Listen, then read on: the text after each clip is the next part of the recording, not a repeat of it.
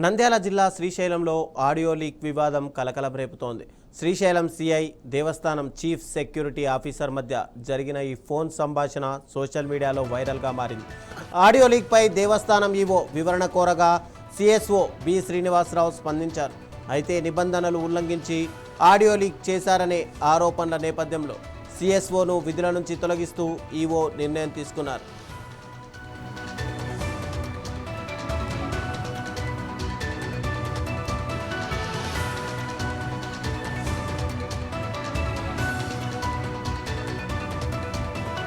ఇక ఇదే అంశానికి సంబంధించి మరింత సమాచారం మా ప్రతినిధి రామాంజనేయులు అందిస్తారు. రామాంజనేయులు, చెప్పండి, ఈ సిఎస్ఓ ఆడియో లీక్ వ్యవహారం ఎలా తెరపైకి వచ్చింది అసలు?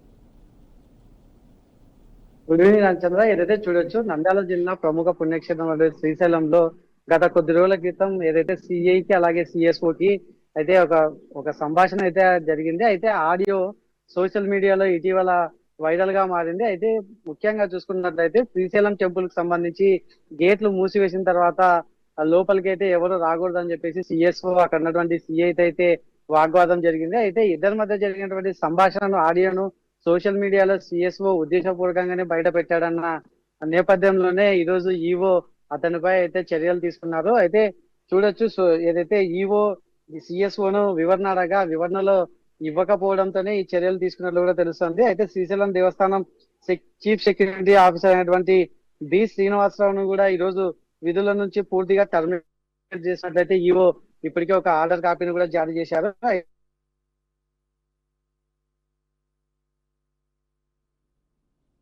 అయితే శ్రీశైలం దేవస్థానం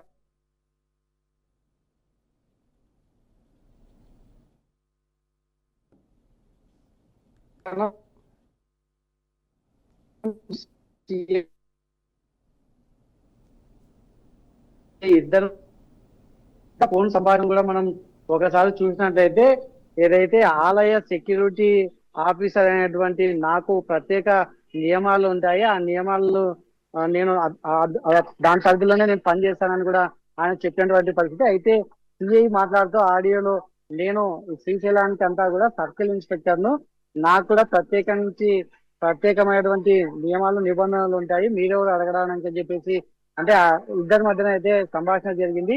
ఈ సంభాషణని ఏదైతే